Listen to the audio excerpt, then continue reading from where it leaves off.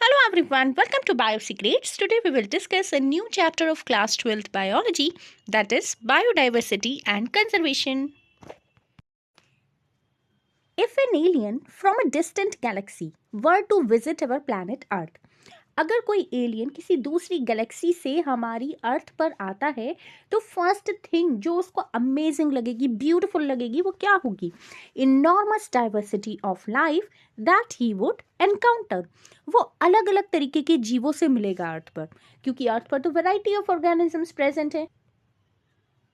Now see biodiversity. In our biosphere, immense diversity or heterogeneity exists not only at the species level but at all the levels of biological organization, ranging from macromolecules within cells to biome. देखिए, biodiversity क्या है कि हमारी अर्थ पर, हमारी biosphere में immense diversity है। बहुत तरीके के जीवित जीव यहाँ प्रेजेंट है। यहाँ हेट्रोजेनिटी प्रेजेंट है। Heterogeneity, hetero means different types, geneity means genes. So यहाँ पर डिफरेंट टाइप्स के जीन्स प्रेजेंट हैं, जिनकी वजह से डिफरेंट टाइप्स के ऑर्गेनिजम्स हैं। Now, biodiversity is the term popularized by the sociobiologist Edward Wilson. Biodiversity term को किसने दिया था? एडवर्ड विल्सन साइंटिस्ट ने दिया। इन्होंने कंबाइंड डाइवर्सिटी को डिस्क्राइब किया at all the levels of biological organisation. इन्होंने कहा कि बायोडाइवर्सिटी जो है वो बायोलॉजिकल ऑर्गेनाइजेशन के सभी लेवल पर है, चाहे वो कोई स्मॉलेस्ट लेवल मैक्रोमोलिक्यूल की बात कर लें तो उसमें भी देखिए प्रोटीन्स हैं, विटामिन हैं, कार्बोहाइड्रेट्स हैं, मिनरल्स हैं। और बायोम्स की बात करें तो बायोम्स भी अलग अलग है, डेजर्ट है, कहीं रेन फॉरेस्ट है। देखिए, बायोडाइवर्सिटी फिर से देख लीजिए, डाइवर्सिटी है because of heterogeneity. At all levels of biological organisation ये प्रेजेंट होती है। मैक्रोमोलिक्यूल से लेकर बायोम्स तक बायोडाइवर्सिटी प्रेजेंट है। बायोडाइवर्सिटी टर्म को एडवर्ड विल्सन ने दिया था। ये कंबाइंड डाइवर्सिटी है at all the levels of biological organisation, ऐसा एडवर्ड विल्सन ने बताया था। जो मोस्ट इम्पॉर्टेंट है बायोडाइवर्सिटी, उसमें फर्स्ट है जेनेटिक डाइवर्सिटी। जेनेटिक डाइवर्सिटी क्या है? Single species might show high diversity at the genetic level over it's distributional range. एक सिंगल स्पीशीज की अगर बात करें तो उसमें भी बहुत ज़्यादा डाइवर्सिटी है जेनेटिक लेवल पर, उसके डिस्ट्रीब्यूशनल रेंज में। अब देखिए, जेनेटिक डाइवर्सिटी के एग्जाम्पल्स देख लेते हैं। तो एक प्लांट है जो कि हिमालयन रेंजेस पर प्रेजेंट है, उसका नेम है रावोल्फिया वोमिटोरिया प्लांट। ओके, ये जेनेटिक वेरिएशन शो करता है in terms of potency and concentration of the active chemical reserpine. एक केमिकल प्रोड्यूस करता है रावोल्फिया वोमिटोरिया, उस केमिकल का नेम है रेजरपाइन। तो रावोल्फिया रेजरपाइन की कितनी क्वांटिटी, कितनी पोटेंसी, कितनी कंसंट्रेशन प्रोड्यूस करेगा, इस लेवल पर इस प्लांट की जेनेटिक वेरिएशन शो होती है। ओके, नेक्स्ट एग्जाम्पल है, इंडिया में राइस है, इसकी 50,000 वेराइटीज प्रेजेंट है।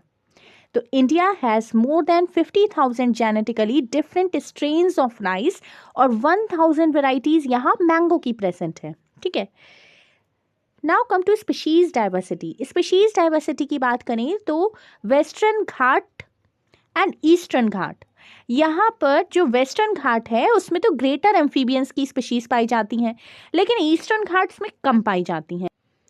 Now come to ecological diversity. अब अगर हम इंडिया की बात करें तो इंडिया में अलग अलग टाइप के इकोसिस्टम प्रेजेंट है, जैसे desert ecosystem, rain forest, mangroves, coral reef, wetland, estuaries, alpine meadows. यहाँ पर इंडिया में ग्रेटर टाइप के इकोसिस्टम प्रेजेंट है। इसी तरीके से अगर हम स्कैंडिनेवियन कंट्री नॉर्वे की बात करें तो वहाँ पर इतने इकोसिस्टम प्रेजेंट नहीं है। ठीक है, it has taken millions of years of evolution to accumulate this rich diversity in nature. Nature में इतनी रिच डाइवर्सिटी को एक्यूमुलेट करने के लिए, कलेक्ट करने के लिए मिलियंस ऑफ ईयर्स लगे हैं, इसमें इवोल्यूशन होते होते मिलियंस ऑफ ईयर्स हो गए हैं। ठीक है, but we could lose all that wealth in less than 2 centuries। लेकिन इस पूरी वेल्थ को हम 2 centuries से कम में लॉस कर देंगे अगर प्रेजेंट रेट के अकॉर्डिंग स्पीशीज लॉस कंटिन्यू रहा। ठीक है, it has taken millions of years of evolution to accumulate this rich diversity in nature, but we could lose all that wealth in less than 2 centuries if the present rate of species losses continue. Now, biodiversity and its conservation are now vital environmental issues of international concern. ये biodiversity और उसका जो conservation है, उसको save करना है, वो अब environmental issue बन गया है, जो कि international concern के level पर पहुंच चुका है. As more and more people around the world begin to realize the critical importance of biodiversity of our survival and well-being on this planet. क्योंकि ज़्यादा से ज़्यादा लोगों को ये समझ आ गया है कि हमारे सर्वाइवल पे अर्थ पर हमें अगर रहना है तो इसके लिए ज़रूरी है कि बायोडाइवर्सिटी भी प्रेजेंट होनी चाहिए. Now we will revise it once again. Broadly, diversity found at 3 level. देखिए broadly अगर हम देखें तो diversity को 3 levels पर divide किया गया है. First is genetic diversity, जो कि genetic level पर present होती है. इसका example है Rauwolfia vomitoria. Produce reserpine. ये reserpine chemical produce करती है. इस chemical की अलग अलग potency और अलग अलग concentration के according ये plant अलग अलग तरीके का present होता है Himalayan ranges पर. Okay. अब इंडिया में देखिए 50,000 से ज़्यादा स्ट्रेन्स राइस के प्रेजेंट हैं और 1,000 वेराइटीज़ मैंगो की प्रेजेंट हैं. ये जेनेटिक डाइवर्सिटी कंप्लीट हो गया. Now come to species diversity at species level. Species diversity species के लेवल पर होती है. वेस्टर्न घाट्स में ग्रेटर एम्फीबियन स्पीशीज हैं, ईस्टर्न घाट्स में इतनी नहीं है. Next is ecological diversity. Ecosystem के लेवल पर ये होती है. इंडिया में मोर इकोलॉजिकल डाइवर्सिटी प्रेजेंट है. स्कैंडिनेवियन कंट्री नॉर्वे में ये इकोलॉजिकल डाइवर्सिटी प्रेजेंट नहीं है. अब देखिए बायोडाइवर्सिटी और उसका कंजर्वेशन जरूरी है हमारे सर्वाइवल के लिए भी. अगर हम अर्थ पर रहेंगे तो बायोडाइवर्सिटी को भी रहना जरूरी है. ठीक है, तो इसलिए उसका कंजर्वेशन भी जरूरी है. Now, more than 70% of all the species recorded are animals, while plants including algae, fungi, bryophytes, gymnosperms and angiosperm comprise no more than 22% of the total. देखिए 70% से ज़्यादा स्पीशीज़ एनिमल्स की पाई जाती हैं यहाँ. प्लांट्स की, जिसमें कि एल्गी है, फंजाई है, ब्रायोफाइटा है, जिम्नोस्पर्म्स है, एंजियोस्पर्म है, ये सब प्लांट्स की अलग अलग फॉर्म्स हैं. ठीक है, तो यहाँ पर 22% से ज़्यादा प्लांट्स नहीं हैं. अमंग एनिमल्स में अगर हम देखें तो इंसेक्ट सबसे ज़्यादा रिच है. यहाँ पर मीन्स सबसे ज़्यादा जो डाइवर्सिटी प्रेजेंट है वो इंसेक्ट की है, making up more than 70% of the total. जो टोटल डाइवर्सिटी है उसमें एनिमल्स में उसमें 70% इंसेक्ट है. That means out of every 10 animals on this planet, अगर हम 10 एनिमल्स की बात करें प्लानट पर, उसमें से 7 एनिमल्स क्या होंगे? इंसेक्ट होंगे. The number of fungi species in the world is more than the combined total of the species of fishes, amphibians, reptiles and mammals. अगर हम फंजाई की स्पीशीज की बात करें तो इन सबको अगर कंबाइन कर दें ना, फिशेस की, एम्फीबियंस की, रेप्टाइल्स की, मैमल्स की, तो इन सब के इक्वल होंगी क्या? फंजाई. ओके, जितनी इन सब की स्पीशीज की डाइवर्सिटी उतनी ही फंजाई की डाइवर्सिटी. देखिए ये पाई चार्ट देख लीजिए. इनवर्टिब्रेट्स में इंसेक्ट सबसे ज़्यादा है, उसके बाद mollusc, crustaceans, other animal group ये छोटे से कॉलम में प्रेजेंट हैं. वर्टिब्रेट्स की बात करते हैं तो सबसे ज़्यादा फिशेस प्रेजेंट हैं, इसके बाद मैमल्स हैं, फिर बर्ड्स, रेप्टाइल्स, एम्फीबियंस. ठीक है, फिशेस के बाद बर्ड्स सबसे ज़्यादा हैं. प्लांट्स में फंजाई और एंजियोस्पर्म सबसे ज़्यादा है, फिर algae, mosses, ferns and alleles and lichen. This represent global biodiversity in proportionate number of species of major taxa of plants, invertebrates and vertebrates. Now, it should be noted that these estimates do not give any figure for prokaryote. In estimates में prokaryotes को तो जगह ही नहीं दी गई है. Biologists are not sure about how many prokaryotic species there might be. Biologist को पता नहीं है, अभी श्योर नहीं है वो कि कितनी प्रोकैरियोट्स की स्पीशीज हो सकती हैं. देखिए प्रोकैरियोट्स की स्पीशीज का पता क्यों नहीं लगा पाए अब साइंटिस्ट?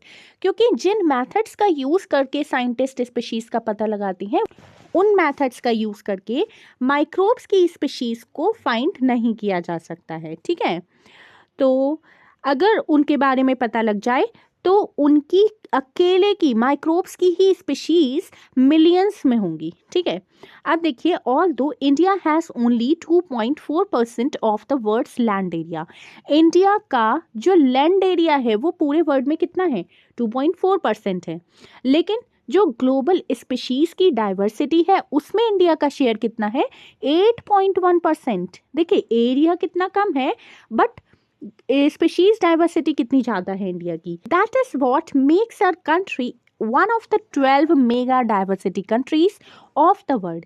इसी वजह से हमारी इंडिया 12 मेगा डाइवर्सिटी कंट्रीज में फर्स्ट नंबर पर प्रेजेंट है। Okay Nearly 45,000 species of plants and twice as many of animals have been recorded from India. 45,000 species यहाँ पर प्लांट्स की प्रेजेंट है और इसकी डबल एनिमल्स की स्पीशीज प्रेजेंट है, ठीक है, इंडिया में। अगर हम मेस के ग्लोबल एस्टीमेट को एक्सेप्ट कर लेते हैं तो अब तक केवल 22% स्पीशीज ही रिकॉर्ड हो पाई हैं। मीन्स जितनी बायोडाइवर्सिटी प्रेजेंट है उसमें से अभी हमें केवल 22% ही पता चली है। ठीक, अगर हम इस प्रोपोर्शन को इंडिया की डाइवर्सिटी पे अप्लाई कर दें तो 1 लाख तो प्लांट की स्पीशीज और 3 लाख एनिमल की स्पीशीज अभी भी डिस्कवर्ड होनी बाकी है और उनके बारे में अभी कोई डिस्क्रिप्शन हमें नहीं मिला है। The situation appears more hopeless जब हमें रियलाइज होगा कि ये जो स्पीशीज अभी डिस्कवर भी नहीं हुई हैं उसमें से लार्ज नंबर ऑफ स्पीशीज जो हैं वो एक्सटिंक्ट होने वाली हैं। मींस कि बहुत सारी स्पीशीज अब देखने को ही नहीं मिलेंगी, लुप्त होने वाली हैं वो सारी species. So the situation appears more hopeless when we realise that a large fraction of these species faces the threat of becoming extinct even before we discovered them.